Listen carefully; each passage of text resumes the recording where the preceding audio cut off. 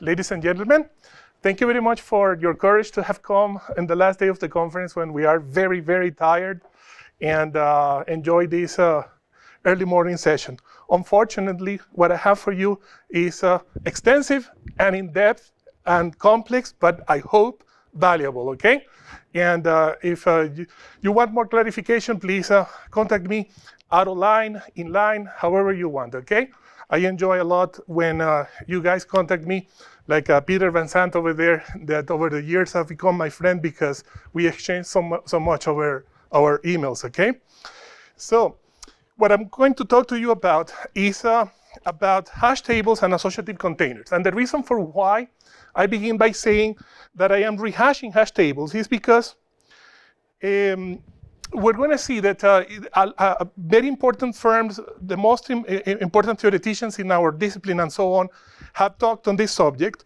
And I have a really high bar to overcome in terms of telling you something novel and useful, right? But before getting into that, I want to tell you that I am representing two coworkers of mine, and we prepared the material together, and I'm very, very happy that I'm able to do that, and hopefully they will be presenters some other occasion. They are Jake Stoll and Scott Bruce. I will properly introduce them later on when we get to the point where their focus of the work becomes part of the presentation. And you might know me. Maybe I am a frequent presenter at this point in time. So the big have tried, okay? Google has given us lots of hash table data structures, mapping containers, and they have been kind enough to make them open source and get very seriously smart people like Matt Kulukundis to talk about them to us. So we have a... Sure, is that okay for the video? The work that they have done is really, really good. And Facebook has seen to complement what they have seen from Facebook, from Google, and they have made Folly 14. And we will talk about it briefly, but mention some interesting characteristics later on. In this very room, a few years ago, Maltesh Karupek presented on how to beat the standard unordered map. And that was sort of a comprehensive presentation on how to do better, right? And there are other good open source implementations, including Martinus on GitHub and Tessil. So there is a lot of things to compare against that. It is a very high bar to tell something that is novel. So what is it that we have come to share, my coworkers and I? We're going to share with you overlooked things that might be useful to you in practice, how to put together a good const expression associative container, maybe even using a tree-like container or something that has a lookup in a logarithmic complexity, or perhaps a collision-free hash map, a perfect hash map. I'm going to try, if the time allows, to introduce you to a chapter in an adventure, which is our ongoing efforts to make the bestest ever hash table implementation, okay? And I will tell you why we have some prayer of hope to succeed at that endeavor. And along the presentation, I'm going to try to share what I consider to be profound lessons on how to do software engineering, leveraging the characteristics of C++, in particular generic programming.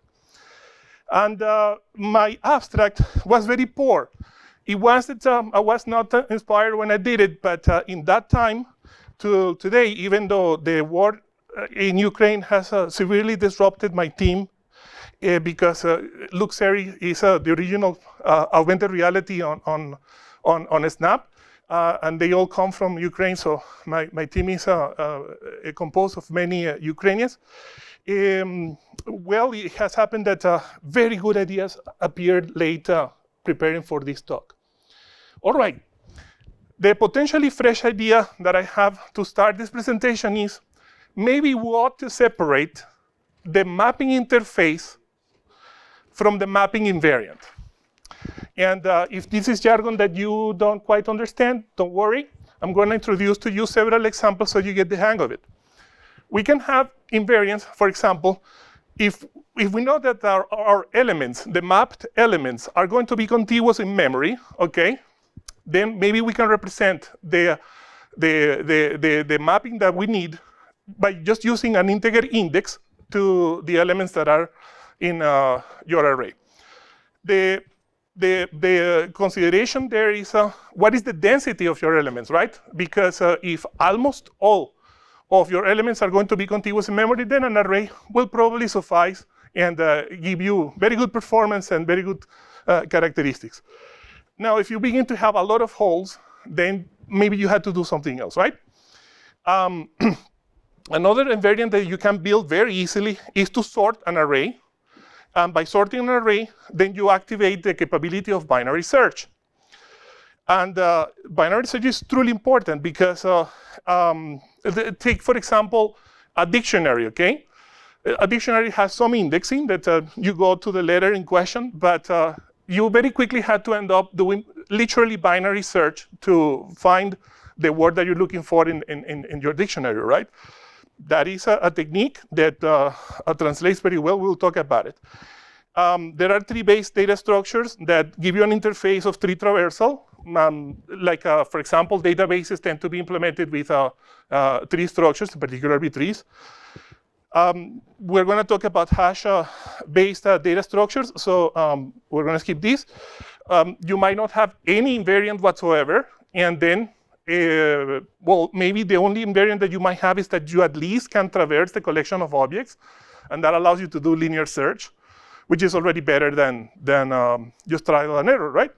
So those are invariants and interfaces on how to leverage that invariant for the purposes of finding something. Just a few of invariants and things that we are very familiar with, I hope. Vectors and double-ended queues, hash tables, red-black trees, bit trees, tries, the prefix trees.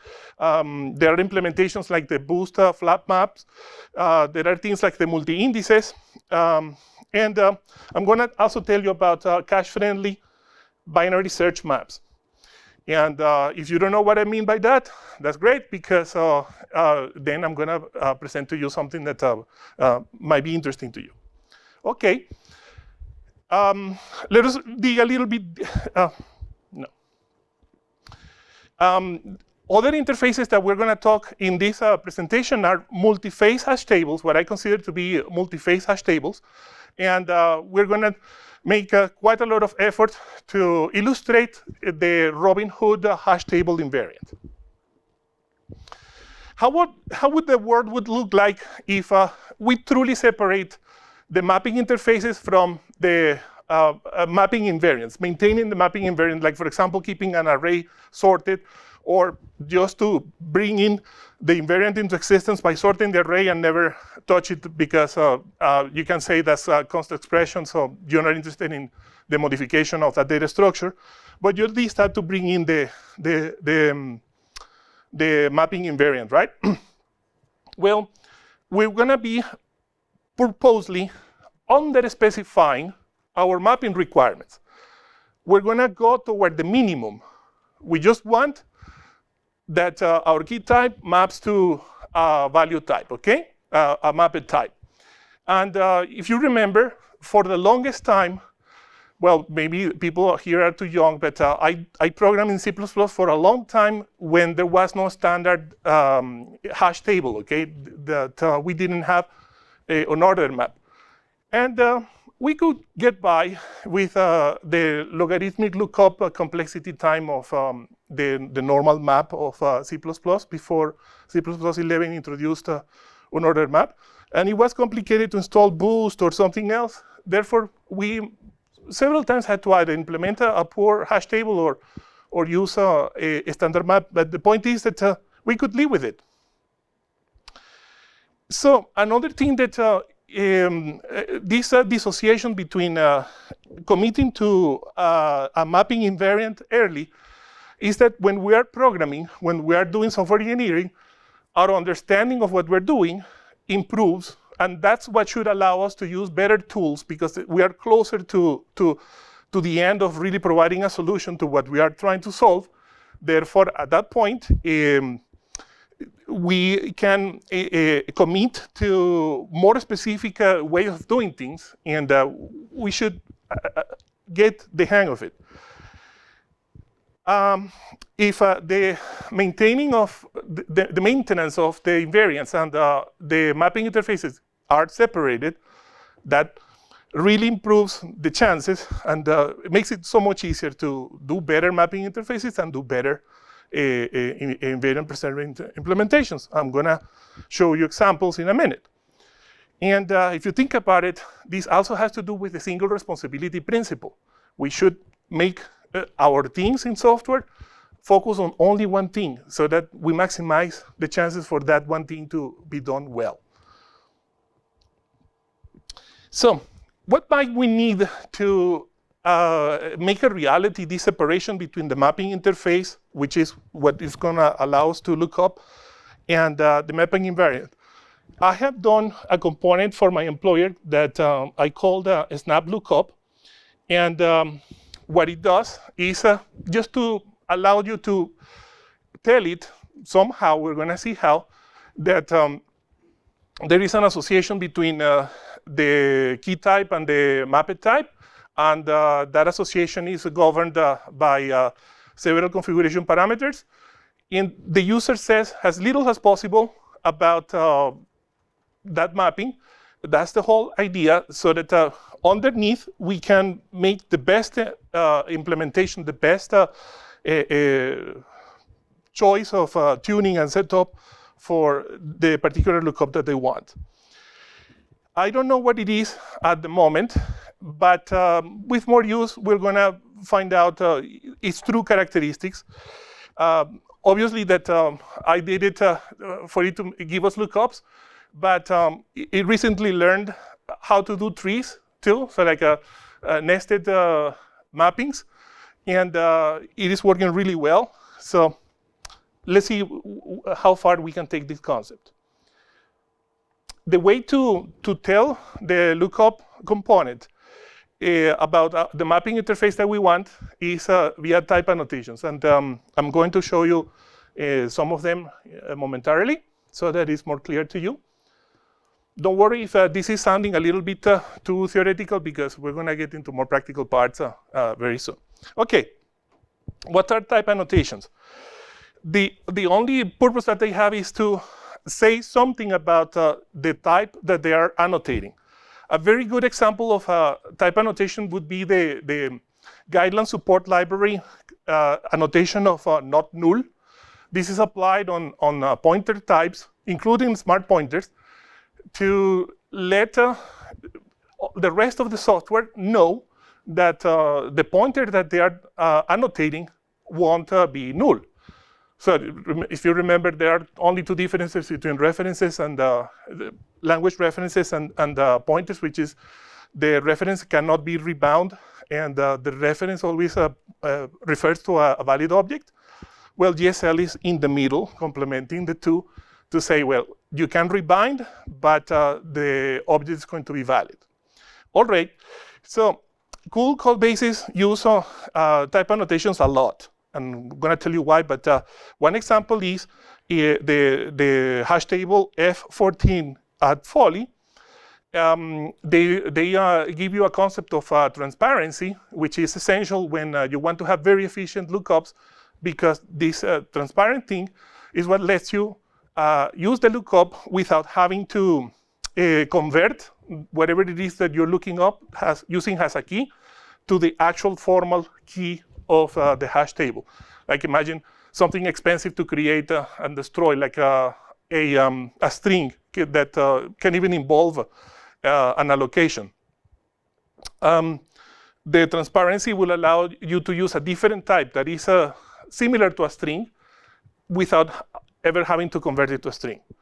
And that is through an annotation that has transparent in the name. The reason for why type annotations are so cool is because they multiply the already outstanding powers of the C++ type system. I don't think that for this illustrious audience I need to explain what the type system means, but before moving on, I want to make sure that this is understood. We have a really powerful pattern matching mechanism, pattern matching engine in this language. It is composed of two branches, the template partial and complete specializations, and the function overloads.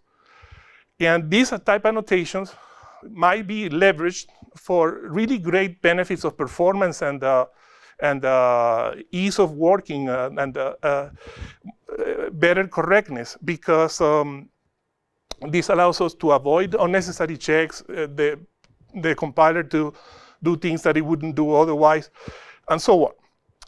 And if you remember Monday, Dave Abrahams was telling us that the essence of genetic programming is to bring algorithms and data structures to their most abstract form, remember? Many people that dislike our language say that all of that abstraction is just mental playthings that they don't have any bearing in the real world, but that's because they don't know how to use them, okay? But we know how to use them, so what I encourage you is to keep doing it, to learn more about how to leverage these things. It's super useful. Okay. With regards to the topic of how to configure a template using type annotations, I am very confident to recommend the CppNow presentation from a year ago of my coworker and close teammate, Alexander Bacherikov.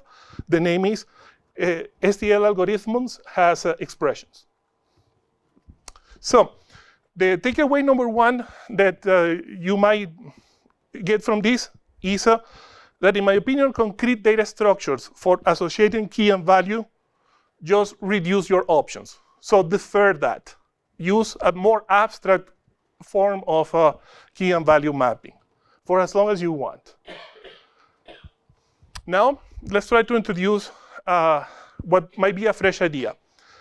Cache-friendly binary search, the layout of a cache-friendly binary search might be useful, okay? So I hope that, has anybody here, if I say cache-friendly search, do you guys know what I'm talking about? I only see one in the audience. Oh, all right, it is about a third of the audience. That's good, it's a good balance. Well, I picked this from a colleague, I guess. The name is Joaquin Lopez Munoz, and we just took it from his blog, and I thought it was very interesting. On top, I am showing the normal process of applying binary search on a sorted array. You go to the middle of the array, and if you, for example, are looking for the element 26, you will go to the upper part and go to the middle of the upper part, and that will direct you footed and so on. Okay, we understand binary search. So what you might not have seen is that the binary search implies a heap map on the elements of that sorted array, okay? And I hope that you can see the different shades of color, but in a higher saturation red, we have the 15 because it is the very middle. Every time they're gonna be doing binary search, we're gonna hit the middle of the array, in this particular case, the element 15, correct? So that's gonna be very hot because all searches are gonna go through it. Now, we can do something smart, which is we're gonna put together all of the hotkeys at the beginning of the array. We're gonna do the equivalent of a breadth-first traversal of the implicit tree that binary search implies. And what we have is the heat map that we see at the bottom, okay? And this has a number of nice consequences, like the keys that are most often used have synergy between each other because they help to keep at the lower level of the cache. And that's very desirable. And we have measured it, and what Joaquin reports in his blog is perfectly easy to be confirmed. So, how do we use a lookup with something that is a cache-friendly search that has the cache-friendly search invariant? It's very easy. In the deep nested brackets, we're gonna give this framework some data. It can be a range, a view, it can be something intermediate, a container, and depending on what the type annotations that it receives, then it will be different, okay? And then we tell the compiler and the language, we know that this thing has the invariant of being sorted, okay? And furthermore, we tell it that it has the invariant of being cache-friendly search layout. So what is it that we're doing here? These are not constructors of something that sorts and then makes the CFS. No, this is just to tell the type system that we already have done that. Because remember, we are separating the maintenance of the invariants from the mapping interfaces. So this is the point in which we bind the two together. We say to the type system, yes, this is sorted. Yes, this is something that has the cache-friendly search layout.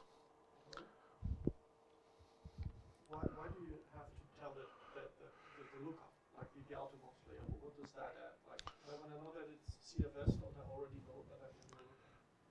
Well, the CFS is exactly the thing that tells the lookup that it is a CFS and therefore it can activate CFS search on it. So what does the outermost lookup, what does that add? Is that just the glue to the container? Yes, that is the glue to the different, thank you for your question, Andreas. The question was, what does the CFS add to this? And the answer is, there are a multitude of mapping invariants, okay? And we want to keep the minimal mapping interface that will allow us to just find the mapped value from the key. And this annotation, CFS, is what tells lookup, please use the mechanisms for this invariant. Is that a good answer for your question? Thank you. Okay, so the lookup backends would be the mapping invariants that it supports today. And if you pass it an array, an array vector, which is what the standard is considering, has a static array, which is if the range is sorted, then lookup will activate the maintenance of sorting, and for the purposes of finding, it's going to do the lower bound. If it is a cache-friendly search, then it's going to invoke the transform to CFS primitive that brings data invariance into existence. However, I have not implemented the maintenance of that invariant because we use it for const expressions and we don't care about modifying the mappings once we get them. And of course, it has its own form of a lower bound. And like I was telling you that we made it learn how to do trees. We now have also a top-level invariant of forestry that tells it that the thing is going to be mapping into things that can be trees themselves, that can be lookups themselves. And for that, we created its own API. The implementation is to do nesting on the CFSs. And later on, we're going to talk about the for-null hashing mechanism that it is also supported and allows to have find in a two-phase hashing, but without collisions. One thing that you might ask is why we have so many invariants that can be created but not maintained, like we cannot change them. Because we use them for const expressions, but also because immutability is beneficial in general. So we see less and less benefit on using mutation on important mappings. Remember that I was telling you that I was going to introduce my coworkers when the time came. This is the time to introduce Jake Stahl. He didn't want me to give any bio from him, so the last of it on him. But what he did was he invented a trie has a CFS forest, an entirely different thing that nobody has ever done before. And I believe that this is the first impactful application of cache-friendly search ever, okay? And I'm gonna dedicate a few minutes to explain to you why, explain to you this, because there is hopefully a good lesson to learn, a good takeaway in a few minutes.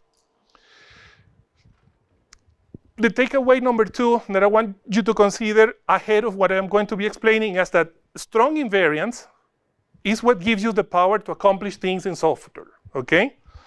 So we're gonna see examples of how this invariant help with that. Okay, the domain application problem that we set to tackle is our code has a mechanism for dependency injection, and this is based on scopes of execution, and we need to know what are the entry points. For those entry points, we need to maintain some resources and so on, right? The scopes, as any scope, they nest in a very natural way. This is what leads to a tree-like interpretation of what that might be. And because this is a prefix type of tree, then it is a trie. I hope that the pronunciation of trie is correct. But sometimes we want to do the opposite of detecting what scopes precede the current one where you are, okay? Because there are many ways to get to a scope. So you might want to say, okay, what is the set of possibilities that brought me here? That's like an inverse search, and that's why Jake calls this an inverse trie. We needed a practical solution because the count of nodes in our search trees, several search trees, was in the order of about 10,000, okay? And this is growing, so it might be more in the future. And some of those tries were big, in the order of 1,000 elements, 500, 600, thereabouts. So it is quite a lot. And if we use a very complicated mapping mechanism, then the compiler won't have a prayer of hope to do that at compilation time. So we needed something simpler just to make it work. So this is somewhat of a solution that found a problem. And I want to share this with you because I implemented the cache-friendly search primitives back in the day, about 7 years ago or thereabouts. And well, I did it because I thought it was interesting, that that was going to lead me somewhere someday. And yes, it was Jake, the one who discovered, yeah, we can apply this because he has the good properties, suitable properties that we have. And it is all because it was a strong invariant. We didn't know how to take advantage of, but the strength was there, just latent.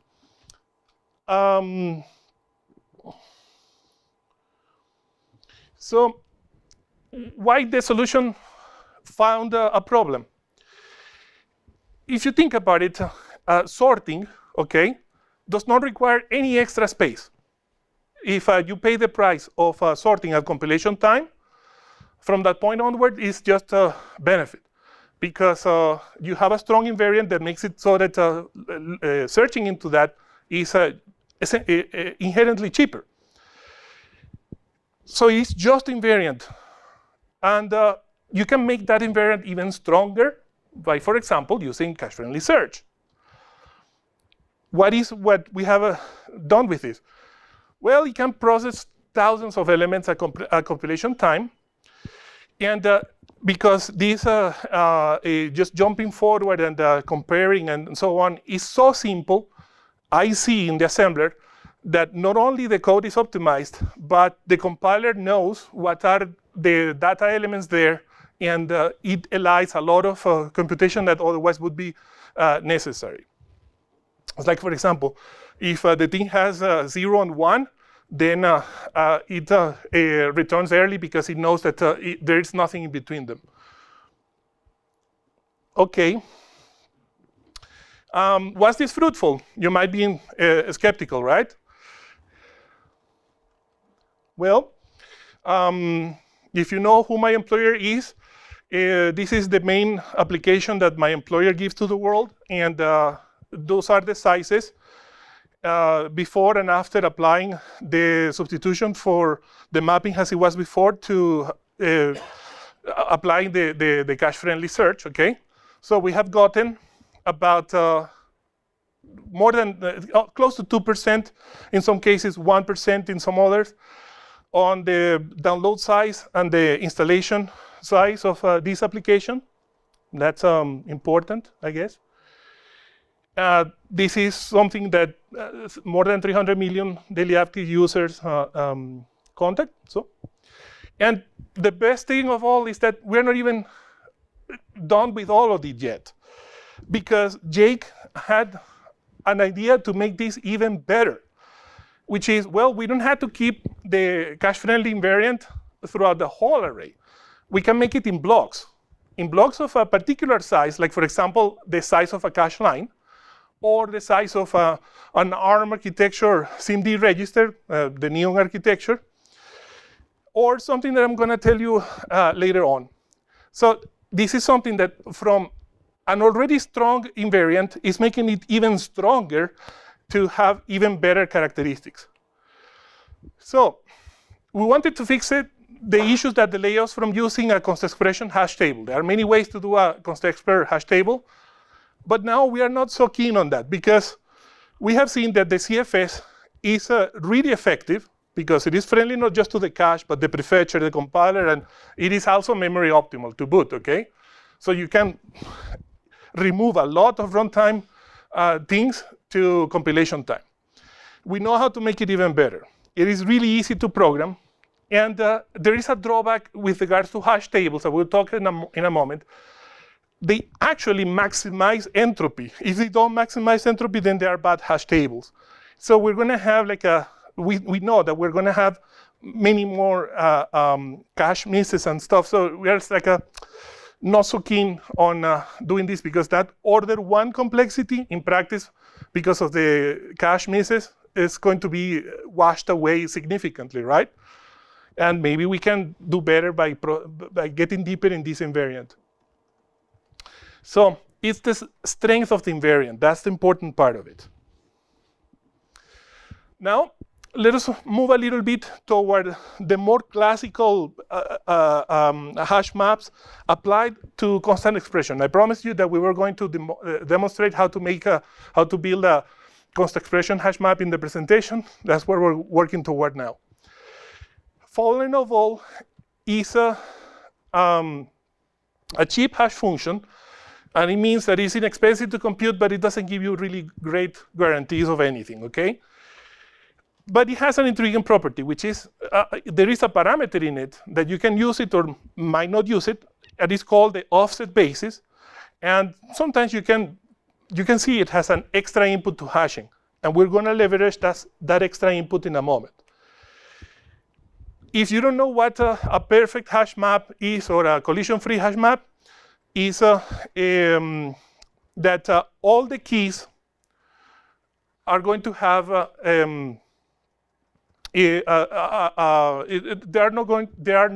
there is not going to be a collision between two different keys that want to map into the same hash table slot, okay? And minimal perfect means that it is the table is completely full. Question, Kevin? All right. So what is the strategy to achieve a so-called perfect hash map? We're going to start doing what we always do, of just hashing our keys, okay? But to get a perfect hash map, we need to have the complete set of keys beforehand, okay? So we can process that set of keys. We hash them all. And we get plenty of collisions, because our tables can be small and the hash function might not be cryptographically pure. So we're going to get collisions. And what we're going to do is to solve the issue of collisions by introducing a second phase. We have a first phase that I call it the front end, that is going to take from our keys to an intermediate table, and from that intermediate table, we're going to hash again using some extra parameter to really arrive to the value that we're interested in, okay? So how we're going to construct that? We need to make a new hashing function that has one extra input, because that extra input is what we're going to play with to make it possible that we resolve the collisions in the second phase. Yeah, I already explained that there is the one that goes from your key to the intermediate table, and from the intermediate table to the actual table that contains the values. So that's the front end and the back end. Okay, how do we build the intermediate table? This is called, in the theory, hash, displace, and compress. And I'm just going to go to say that the for enrollable has the extra input that I was interested in. And I hope that we are going to be able to understand this pseudocode, because I tried to make a diagram and so on, but I thought that for this community, reading pseudocode is going to be the cheapest way to get there. So let's try, okay? So, we would expect front buckets to be much smaller than our target and hash map, yes? well, potentially they can be of the same size. So we don't know that beforehand. But upper bounded? Bounded to the size of the table, yes. Thank you for the question. The question was if the front end is going to be of a smaller size than the back end. And I was telling that it might be of the same size. Yes, so I was telling you that we hash all of our keys, okay? And there are going to be collisions. All right, these collision sets, all right?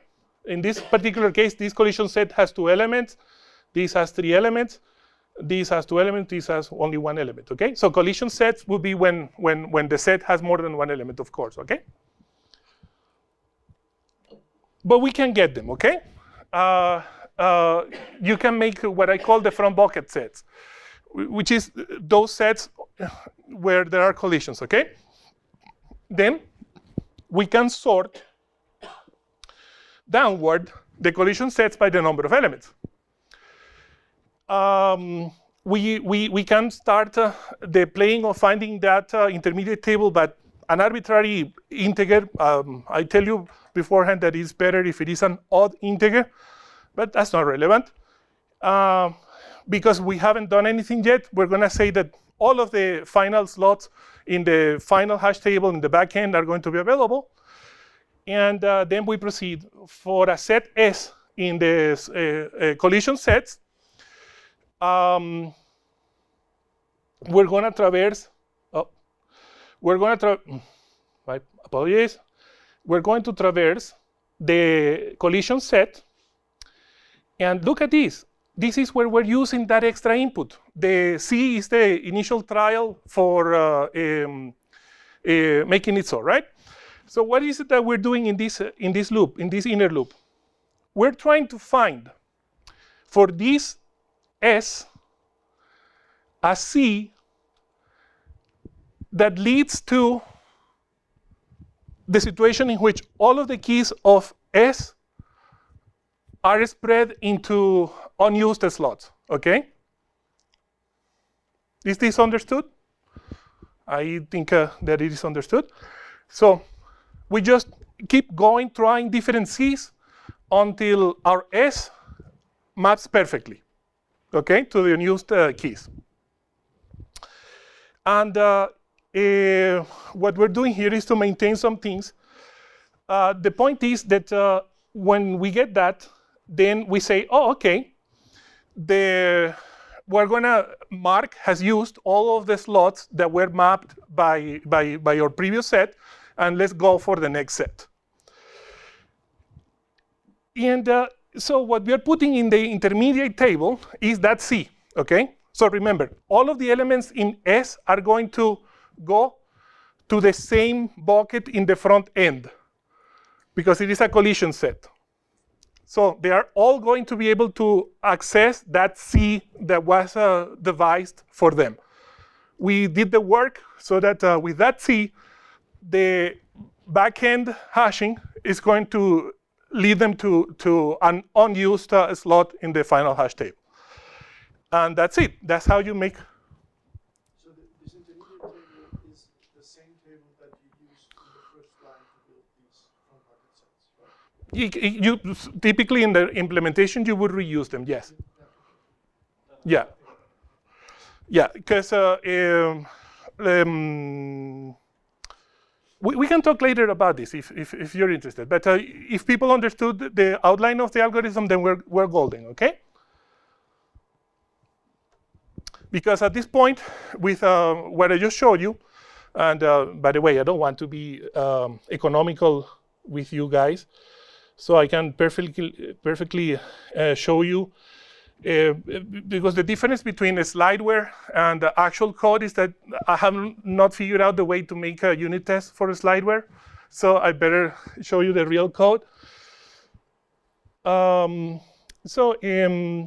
This is make a FMV hash table, make from bucket sets, bucket sizes to count index, retry state. This is what I call C in the slideware. By the way, are you guys able to read the small fonts? I can make them larger if needed. Okay.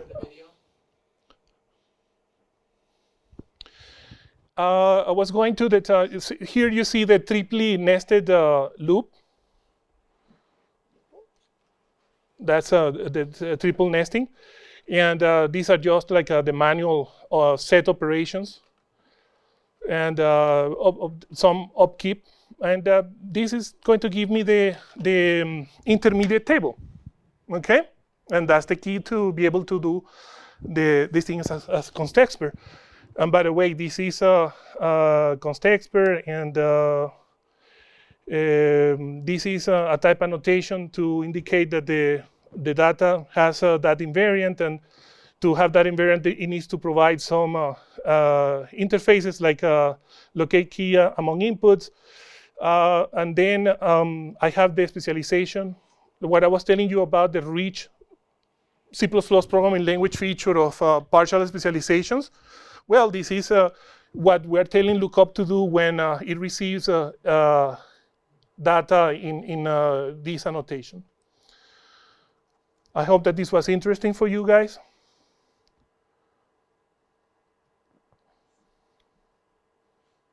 Questions? Okay. So we have two types of solutions already for constexpr. The CFS that works really well, better than expected actually, and the Fowler-Noval-based perfect hash table in two phases, okay? But what about normal runtime? In earnest.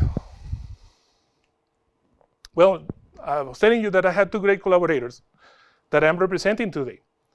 The second one is Scott Bruce, and he allowed me to introduce him to the public, asking me to tell you guys that he has been writing software professionally for 20 years. He has always been entranced and enthralled by performance and efficiency, at least 15 of those 20. He has worked in distributed systems, search, AdWords, AdSense, machine learning at Google for 13 years. And we have had the honor to have him as our coworker for 4 years at Snap. He works on advanced mobile telemetry systems. So, by the way, these two collaborators are rather far in the organization from my work, okay? But in a way, we are a very smart and agile company, and this is the kind of collaboration that you ought to expect if you want to join us at Snap, because, as you know, we're growing. Okay, what Scott prepared for you, that if there is a mistake, it is my fault, and if it is brilliant, then it is his credit.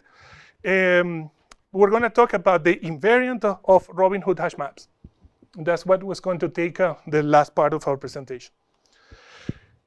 I think that the Robin Hood invariant might be the most powerful among hash tables. So far, I was building towards explaining to you that when you see a powerful invariant, seize on it, because it is the key to accomplish things that were not accomplished before, okay? And I think that Robin Hood invariant is the most powerful. It is powerful, but it is complicated to leverage. It has quite of tricky parts to it. But then again, the more you lean hard on that invariant, the more you get yield out of it. That's the takeaway number 4. I am anticipating the before ones have been after, but now we're going to look at how to design deliberately to get the fullest of our invariants. Background, hash tables. Very easy, but this is so fundamental that it gets overlooked, okay? And this is important later on, and I will tell you why. Lookup, it has 2 outcomes, a hit or a miss. Yes? You might have mentioned this earlier in the talk, but could you just redefine what the Robin Hood invariant is? I haven't told you, so don't worry, okay? Okay. Thank you for the question. Sometimes I do that. This is an invariant, and I say a lot of properties of it, and that is a Stack Overflow. Yeah, well, actually, it is a failure as I presented, and because I Stack Overflow unnecessarily my audience. So thank you for your comment. I will try to not do it in the future.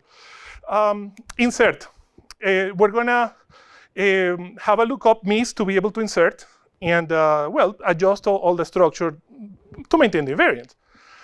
Erase is similar, iterate and clear the table, and the other fundamental metrics. So we're going to focus on common hash loads, okay? In that case, we insert some keys, do some lookups, again, then forever. Insert some keys, iterate over the table, clear, destroy the table. Mix, insert, find at the stable varying ratio. Insert some keys, look up for a while, clear, destroy the table. All of these things are common things, right?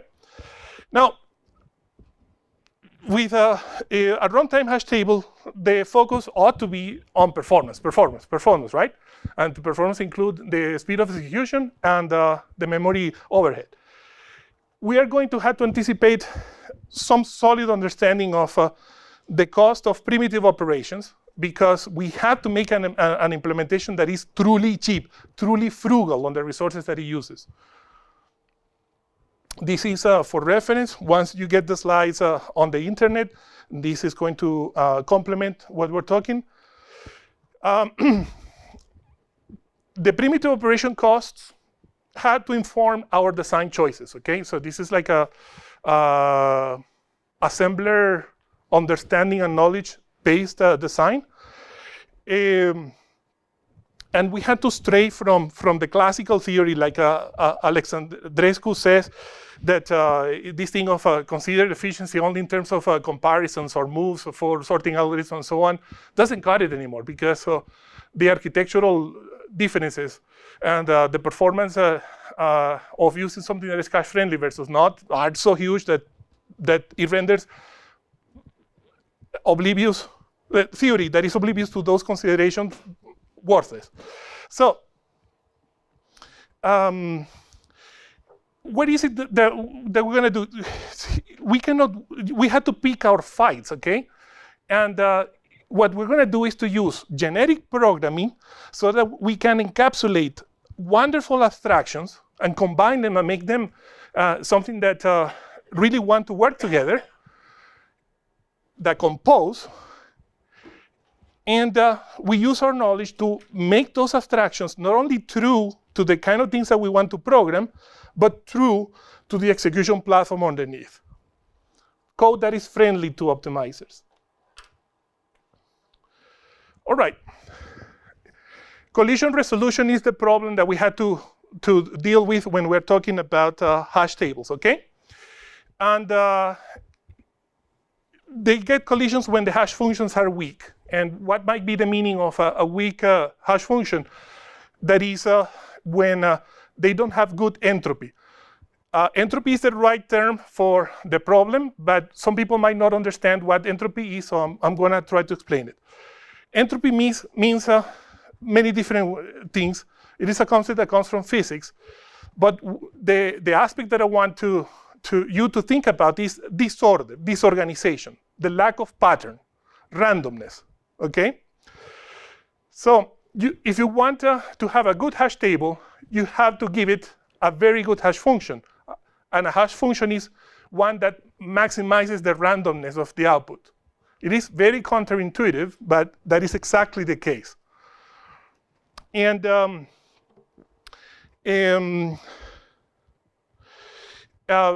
for example, the implementation of the standard library by the people of the new foundation, libstdc++, I think that even today, they continue to make the hash function of integers and pointers the identity function. And personally, I believe that they should continue to do that.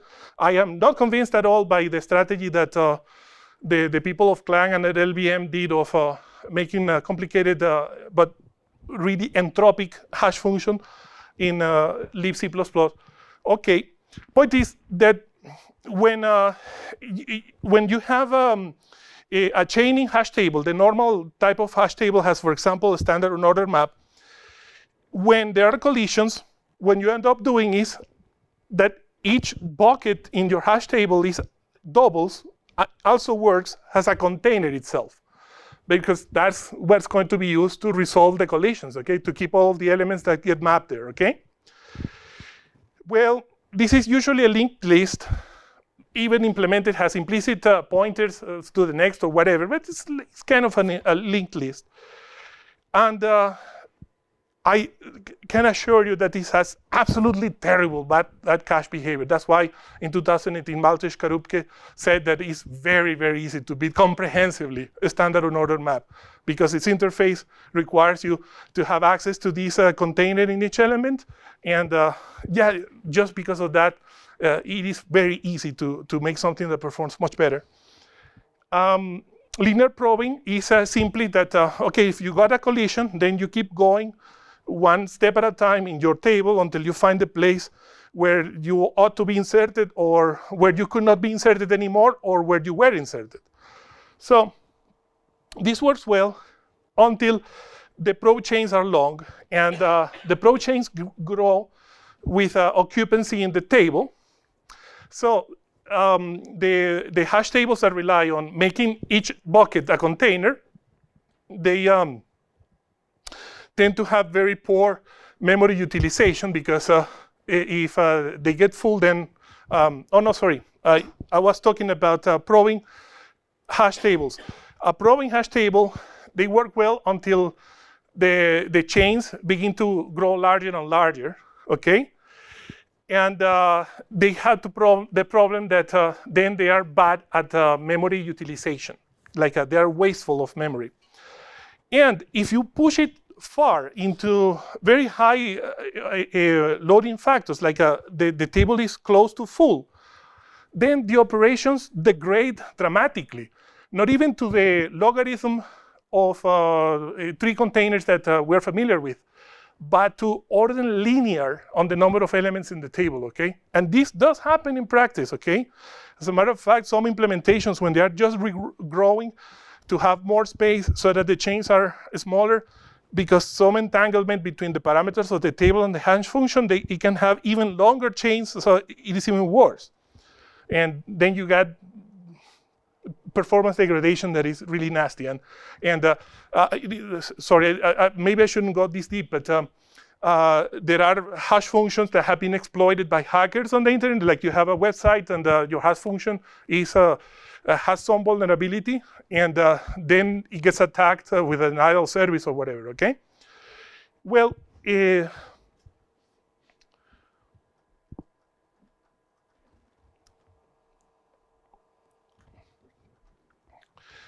general technique that we have seen from Matt Kulukundis, that reports on the efforts at Google and other people, is to make something that is probed, okay? As opposed to chaining a hash table that is a probe hash table, also called open addressing or closed hashing, which is really confusing. But probing means that, I don't know if I said it already, but probing means that instead of making each bucket a container of elements to contain there the collisions, what you do is make it so that the elements in the table are available for the keys to be there. And if a key wants to be inserted and it finds that its a preferred slot is occupied, then it tries the next one, and the next one, the next one, the next one, until that succeeds or fails. This is a proved style of hash data. And the natural optimization is that you're going to create some metadata to accelerate some of these comparisons. And one of those things that you can do is, for example, to hoist some bits of the hash code to the metadata, so you don't have to make the comparison against the whole hash or recompute the whole hash either of the elements that are present in the table, because of course the element that you're looking for has got to be already hashed. Okay. And yet another optimization that we have seen for the people of app sales, Google, and Facebook is to recruit the vector registers basically to devote untapped execution resources to the problem of matching the hoisted hashes and so on, okay? So this is an optimization that is present in many implementations. Okay, with regards to your question, thank you very much. Now is when I'm going to tell you what is the invariant of the Robinhood hash tables, okay? So this is, Robinhood is, the elements have the natural place that they will go to, okay? Which is what the hash function dictates that they ought to be in a particular slot in the table, right? If they cannot be there, they are going to try the next element, like in all open addressing or probing hash tables. But there is something which is interesting. A key that is in the process of being looked up, either for insertion or for finding, might not be further away from its preferred place than what the element present in the table is away from its preferred place, okay? So you maintain the distances from the preferred place in the keys that are already in the table.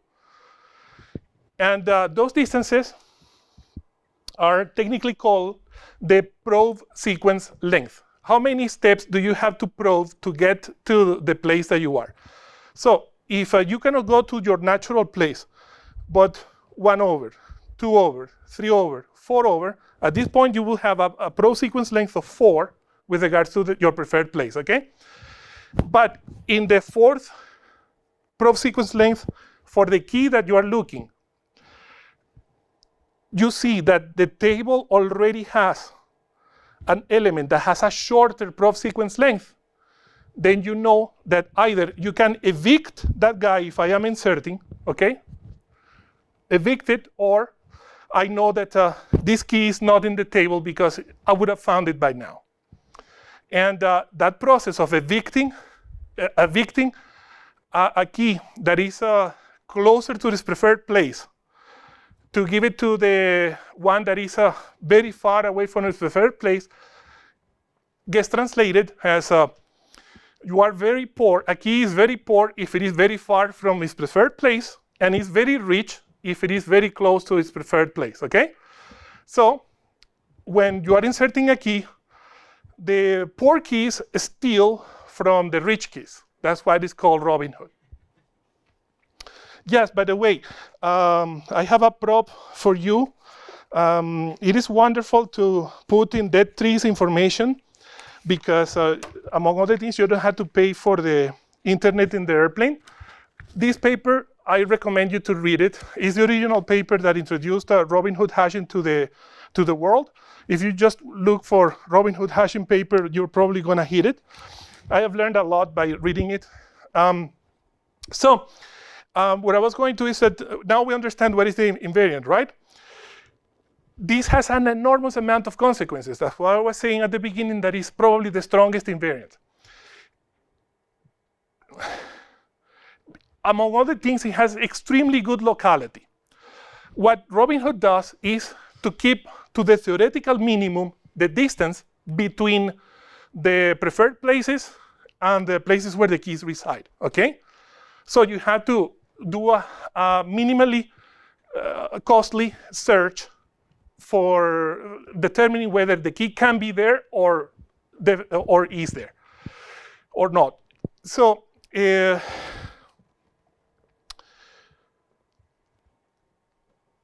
these locality guarantees compound because of modern architectures. Please. So, do I understand correctly that there's no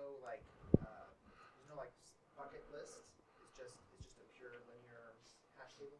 Yes, the space is available for all keys. Okay.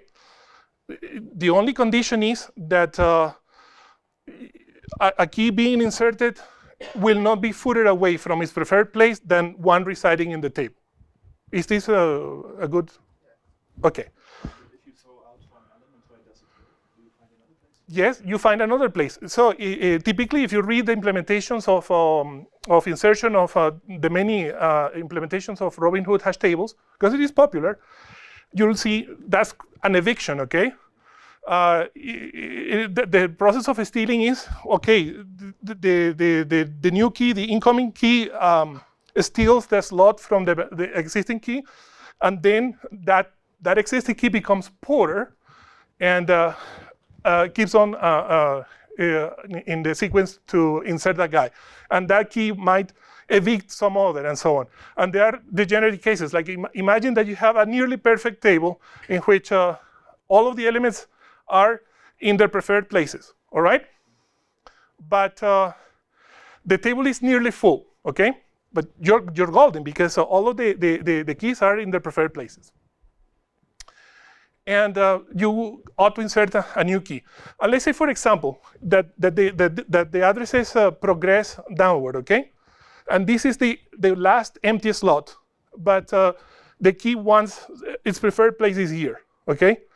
So it's gonna go down a little bit until it finds one key that is richer than it, and then that gets evicted. But that guy is going to be immediately more, it's going to be poorer than the one existing. So this thing can cascade into shifting the entirety of the hash table. So rich is how close you are to your desired place. Richer is closer to the desired place, right? Yes, the probe sequence length, how close you are to the natural place, which is what dictates the hash function, okay? But insertion may actually take much longer than log2n, right? It may take close to the whole table. No, because there are some theoretical guarantees that tell you that the maximum length of, the question was that perhaps the insertion can take a linear number of steps, but making reasonable assumptions, the theory tells you that the probe sequence length, the word's probe sequence length with reasonable assumptions is going to be on the order of logarithm of the number of elements in the table, and that gives you some boundaries on how bad it can be, okay? And again, this is an invariant that has been studied, and theoretical conclusions of importance have been reached that are not irrelevant theoretical conclusions, but ones that we can take advantage of in practice. Okay, extremely good locality guarantees. Yes, we were saying that for even weak and cheap hash functions, the theory tells us that in practice, their longest probe sequence lengths are going to be in the order of the logarithm of the table, the worst of them, okay? And this implies that basically all lookups will terminate in the logarithm of the number of elements in the table. Like there is no runaway performance bits that happen in other organizations. And by the way, this invariant is also useful because when you delete something, you don't need to leave a tombstone in the table, but you can just shift the elements and make them richer. So you preserve efficiency on the long run that way too. I think that the pseudocode for the Robin Hood is not suitable for the last day of the conference in the morning thing. So I'm gonna do you a favor and tell you to revisit when the slides are available to you. And now we're gonna talk about this, how to implement this very efficiently.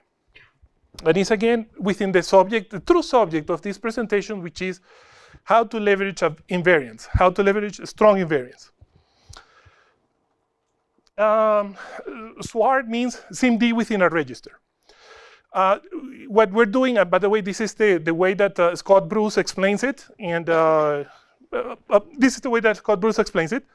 SWAR is a semantic wrapping of a register with an interface that exposes k sub-elements of equal width, okay? So you treat one integer as if it was an array.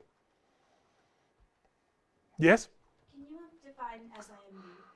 Yes, You have already done that, SIMD means single instruction, multiple data. Okay?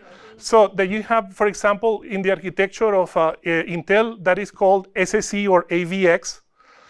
These are registers that internally have several individual elements, and you apply one instruction, like for example, the binary negation, and then that it occurs in each element. So it's the same instruction, but it happens for multiple data elements. And SWAR is a radicalization of that idea of using plain integers as if they were an architecture with element sizes. And by the way, the library that I have written for this allows us to have, for example, an encoding of 8-bit elements in a 64-bit register, but we can also have, and we use it in practice for Robin Hood, an encoding of 7 elements, each of 9 bits. We have 1 bit remaining that we don't know what to do with in a 64-bit register. And the performance continues to be great. And this is important, and I will tell you why in a moment. Okay, so Scott tells us that SWAR is basically a lower cognitive load abstraction wrapped around complicated, non-obvious or subtle bit masking and other techniques, okay? So if you want the performance of bit twiddling and manipulating the architecture, use something against headaches and I don't know, okay? Because that is a very, very steep path. But you can do something else, which is you more or less have the idea of what you want. You wrap them together into abstractions that compose well. And when they compose well, then they let you program in a natural way. And I will show you code that does that, okay? However, I have already done this. And I don't want to repeat the presentation that I had at CppCon in 2019. I invite you to watch it if you want, especially the latter part of the presentation that shows how the compilers get absolutely crazy doing optimizations that I wasn't even expecting, okay?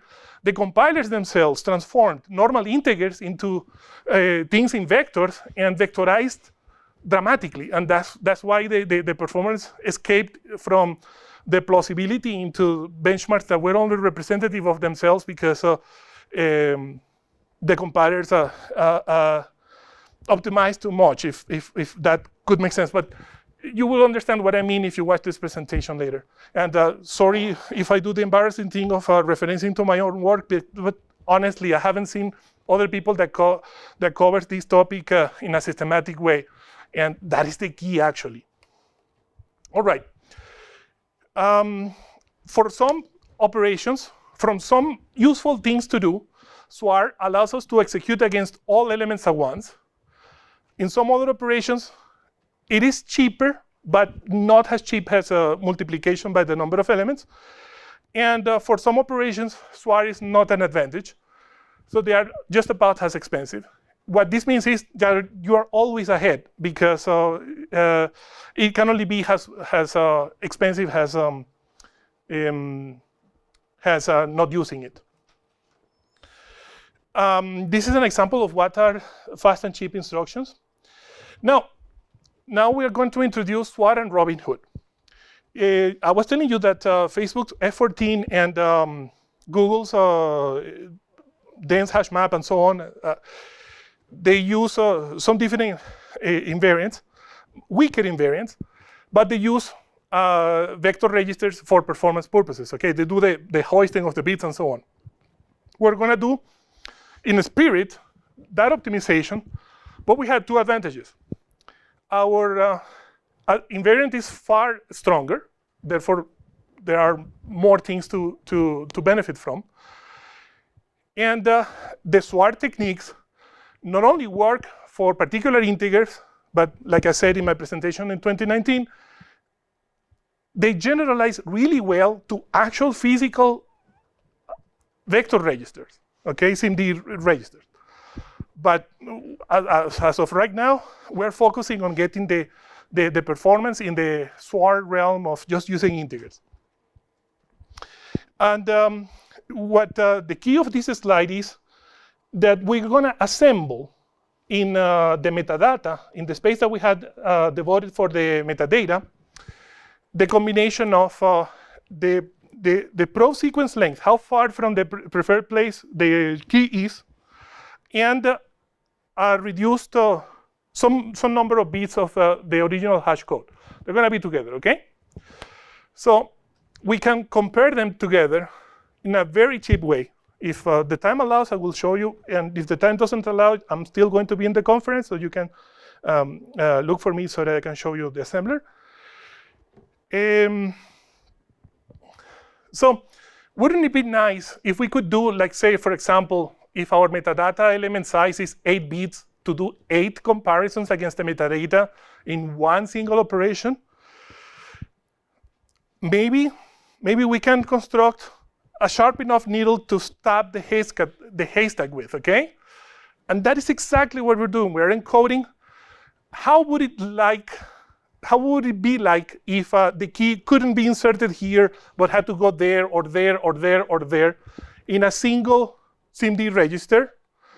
And then we compare it against the metadata, and in one operation, we get a definitive result sometimes that the key cannot be there, or that the key might be there, and therefore we can go and fall back to check the actual hashes, right? Or sorry, to check the quality of the actual keys. Yes? Just to make sure I understand this correctly. So what you're doing here is you're still inserting the individual elements one after another, but if during the insertion of a single element, I have this situation that there is a collision, then you load all of the elements that are part of the probe chain into a vector register, and that's where the vectorization comes in. No. Then Okay. I get it. Sorry. Sure. Oh, thank you, Andreas. My pleasure to clarify this, okay? The metadata that we're going to maintain, metadata means not the keys and the values, but something extra. To make the comparison, the finding, just the finding, by the way, insertion requires finding, right? Just the finding faster, okay? We're gonna assemble this metadata so that we can basically, in practical terms, I'm just gonna use concrete numbers for in the interest of brevity and clarity. We can compare 8 potential positions for the key that we're looking for into the metadata, okay? Okay, Andreas asked, where do those 8 positions come from? A key has a preferred place in an index into the table, which is dictated by the hash function. The hash function comes from the user, so that is the preferred place, all right? So that is the first potential place that a key can be in. If there is a problem to insert it in there because there is a poor key in that location, they will have to try on the adjacent, on the next position, right? But in the next position, it would not be now in its preferred place, but it would be on a less desirable place. It will have a probe sequence length of 1, right? And then it will be a probe sequence length of 3 and so on, right? So we can assemble in 8 bytes, 8 elements that contain 4 bits for the encoding of what the probe sequence length would look like if the key was in that element, and a repetition, a broadcasting of the 4 bits of the hash code that have to match if the key is there. Is this more clear now? Yes. So this is very, very important for finding and for eviction. But I don't think that I have the time to explain to you how this helps in eviction. We'll have to settle for the purposes of the video on the part of the finding, okay? But I can show you the code for the eviction that is even more relevant.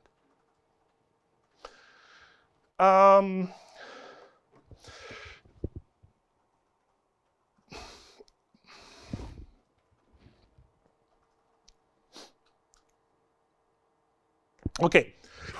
I'm going to try to summarize this slide. Read it at your leisure. The theoretical guarantee that comes along with the Robin Hood invariant is that with reasonable assumptions, the length of the maximum chain is going to be the logarithm of the size of elements, right? This informs the design of the metadata. If we had, for example, a table that contains, let's say, 1,000 elements. Let's do the approximation that 2 to the 10th power is 1,000. Then we know that, in general, the longest sequence that we're going to get into our table is going to have a length of 10, okay?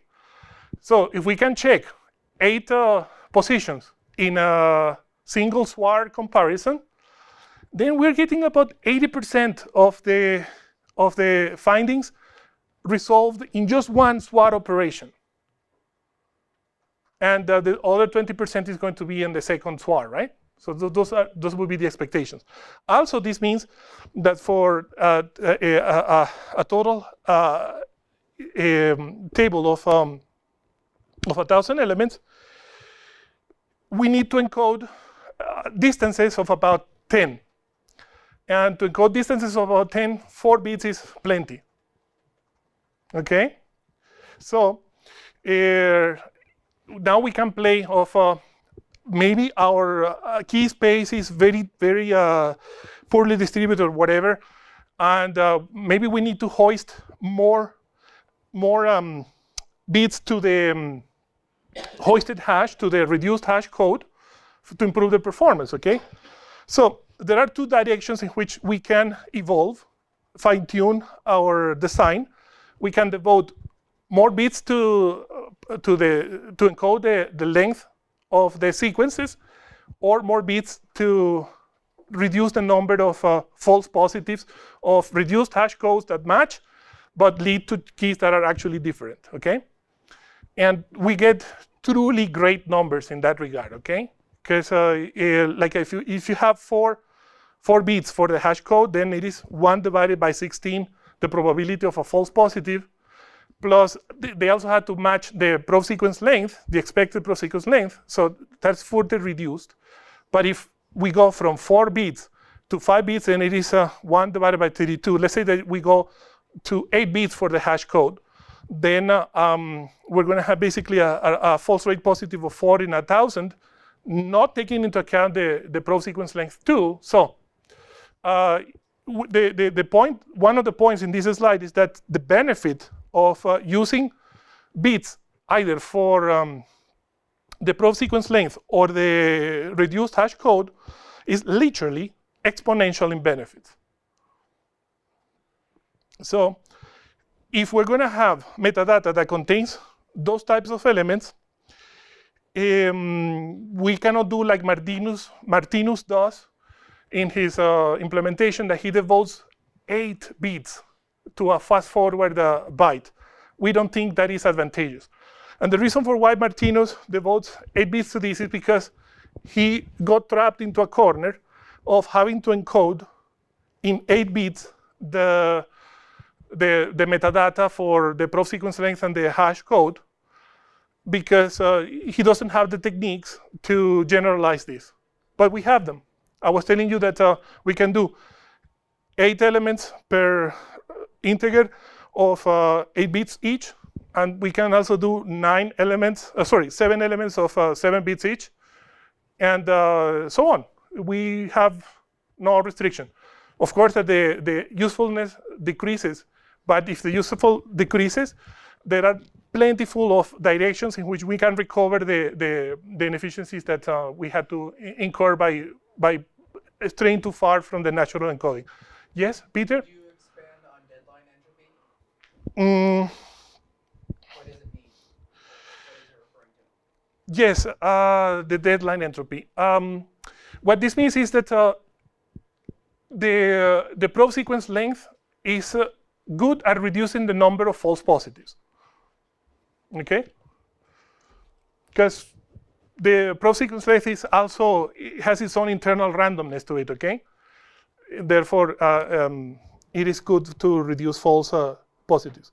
Again, a false positive means when you have the metadata that says, well, I could be identical to the key that you're looking for. Like all of the properties of the real key are here. Therefore, you ought to go and check if there is key equality.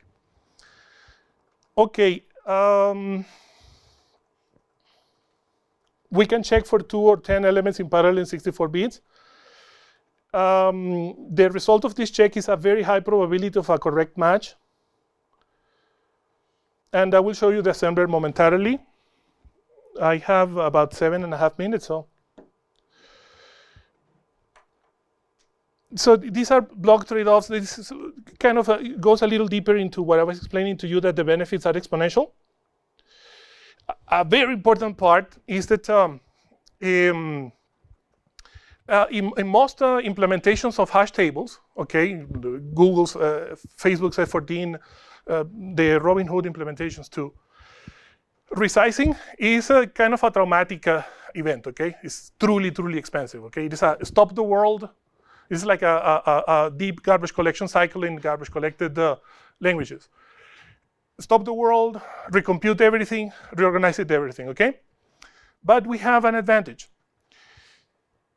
We can load our tables to the hilt, to 90%, 94%, 97% of utilization, okay? Meaning that in 1,000 buckets, there are only going to be 3 available, or 3 available actually, it is realistic. For the, and the table continues to operate smoothly. Again, the advantages of logarithmic lookup, plus, like I was explaining to you, with 2 swart lookups, we can cover basically about 8,000 elements. So, yeah, that's not going to be what is going to be throttling us down. And this is very cache efficient, very cache friendly. But let's say that we run out of encoding space for the probe sequence length because we were really, really cheap on the probe sequence length encoding, okay? Let's say that we put 3 bits on it. Then, voila, what we can do is simply, we take the metadata, resize it, and re-encode it, and we leave the rest of the table completely alone. So it is orders of magnitude cheaper than a true resizing. And if we are going to do true resizing, we may as well re-encode the metadata too. So we boost the efficiency of everything. So for this, what I'm trying to say is that to maximize the usefulness of the Robinhood invariant, we need to be flexible on the encoding that we're going to use to optimize it. And the way to be flexible is to invent that flexibility into the operations relevant to Robinhood.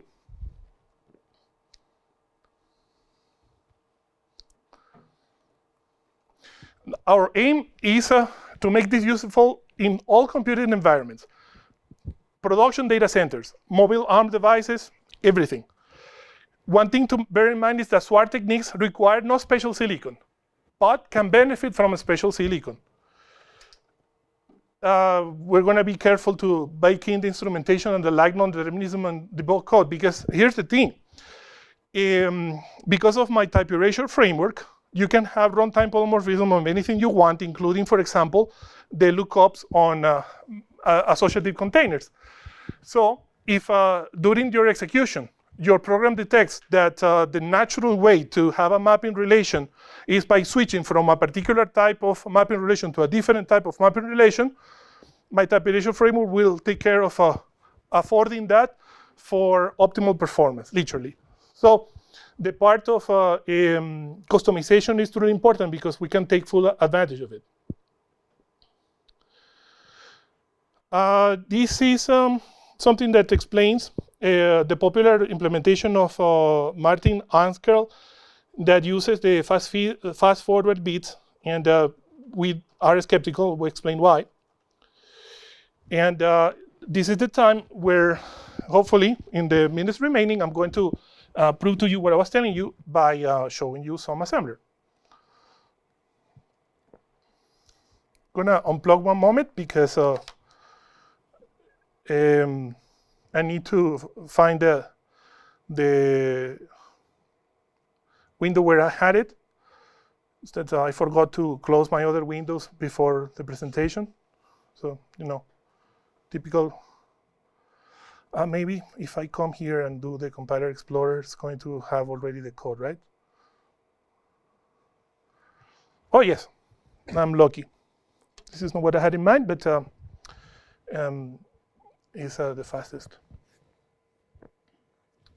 All right, let's also maximize this guy. If you guys are not able to read the x86 assembler, that's a pity, but I hope to be able to explain what this means in natural language.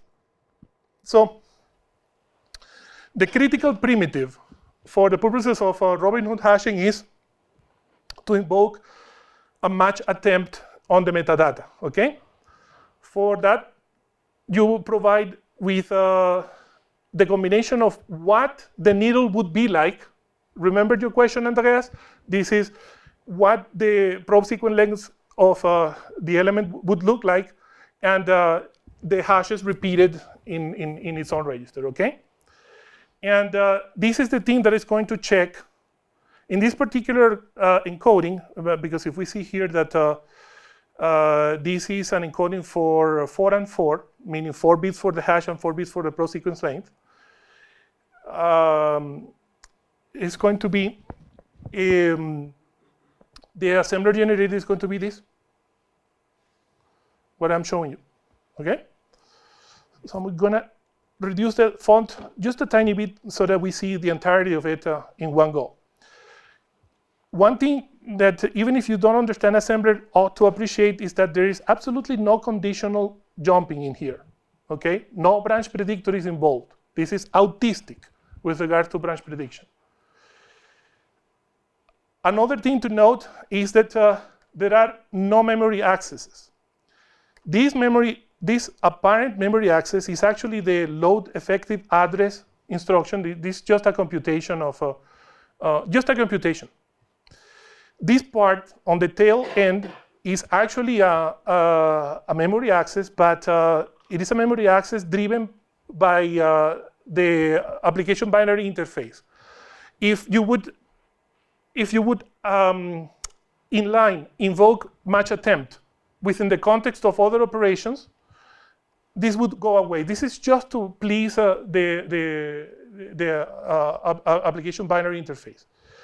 Furthermore, you can see that these are just moves and ands and subs and nots and source and so on, right? These are operations that all of them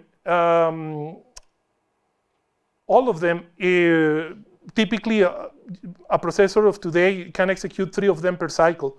And monstrosities like Apple's Firestorm architecture, they could execute 8 of them in one cycle. And so we're looking here just in the count of lines, it is 25, right? And if you can execute 3 of them per clock, we're talking of 8 clocks. And if you remember my presentation for 2019, it does happen. Like that is the throughput that we're talking about, okay? It's very difficult for anybody else to get even close to this level of throughput. Now, that is the function that makes the 8 checks at a time, okay? And again, this is something that allows for to catch the majority of the decisions in tables in the size of thousands. Here we have the code of invoking find. Well, actually, let's not call it find. Let's call it. This will have loops and so on, because obviously you'll have to try the next one if you cannot resolve in the first one and so on, right? And this is invoke exists, and it calls. Oh, come on. What is it calling? Exist. Yes, the function exists. And the function exists, you can trust me that it eventually calls internal find, and this is the one that does the looping. And this guy is this fairly large assembler. But I invite anybody who is interested to come to me, and I will explain to you what this assembler means. And the point that I'm making is that this is very, very frugal. Like it does a multiplication here, a multiplication there, and that's pretty much it in terms of expensive multiplication again in here. But you see, these multiplications happen spread very far into combinations of non-conditional, non-memory depending instructions. Therefore, they have the maximum throughput that the processor can give you. So that's why we are extremely optimistic about the direction where we're going. Oh, one last thing, just to make the point clearer. Let's inline this thing so that it doesn't show up in the assembler. But what I want to show you is this part. Now I am explicitly telling you that we're going to use a different encoding that takes 9 bits, okay, for the encoding, a weird number, hostile to powers of 2.